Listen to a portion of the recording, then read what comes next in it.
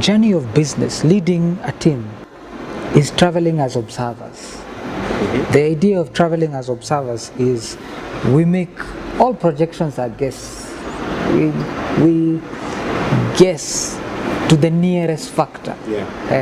So when we do projections, you say, from my speculation, because it's a speculation, no one is certain to the perfect degree.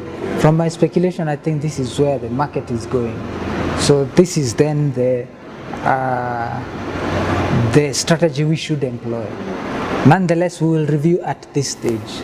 It also puts pressure off your back. So the idea now is to travel with your team as observers.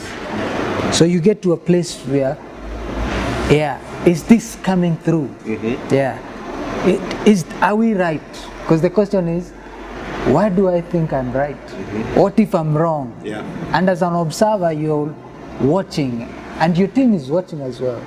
And when they say, by the way, we may not be right, it's all of us. It's all of us. Oh, we seem to be drifting. So what do you think we are missing? And it's a contribution because we are all observers. From our observation, this is the missing link. And then you review it, you come back as a team. So even when you're correcting someone, you're not correcting necessarily the person, you're correcting the strategy. There's something I've had you share in the class of investors. I'm trying to remember exactly how you put it, but it has to do with clarity. Something along the lines of if instructions were not followed, as the leader, you should first assume maybe my... It's actually in Sun Tzu, The Art of War. There is one principle he says, and I wonder whether I have time to tell it as a story. Probably. It may be understood better.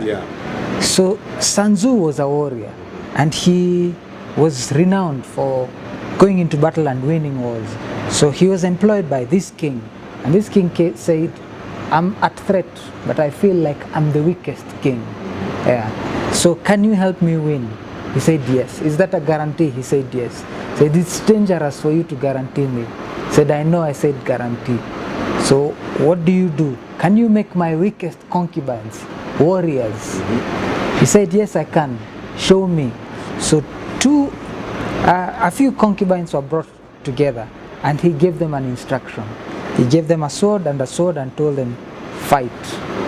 Of course, they were giggling, laughing, not thinking he's serious, and they didn't fight much. So he drew his sword and cut their throats immediately. And he called 2 more concubines and gave them swords and told them, fight. They fought to death. And he said, this is the principle. When you're leading soldiers to battle, when you give them an instruction and it doesn't happen, assume that you are the one who did not clearly come out. So try this time, clarify your instruction to the point that you know that it's understood. If they don't do it, kill the soldiers. Make sense? What do you think of that? It's an art of war. It's an art of war. In business as well. Yeah, because sometimes I've been in that situation before where expectations have been laid on you and you're being reprimanded for something you're thinking, but you did not communicate that. You made an assumption. You didn't say that. That was not what you said. Yeah? To the point where now the person who is the leader, it gets into an argument where now you have to go back and retrieve emails.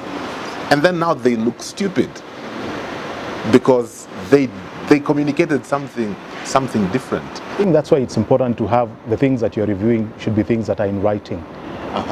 Some way, if we just use the analogy of a football game, when they are playing the game, the coach has got a game plan. He's got a team in the field facing an opponent, and then the rest of us who've come to cheer on, we check at the scoreboard to see how many. If you come late, you see is 1-0, my team is down 1. So If that is displayed clearly, then the people who are playing are motivated, because you can check the time and you can check the score and you can know how much time you have to turn around that outcome. Yes. When it is not in writing, then when you're being probably it's a review session, there's a tendency to feel victimized, yeah, by whoever the leader is, because that was not clearly communicated as an expectation, a mutually agreed upon expectation. So basically, what review does to the leader, it brings you back to reality. It makes you face the reality. Yes, these are projections that we have been having, but what's the reality? This is what's happening on the This is what is happening on the ground.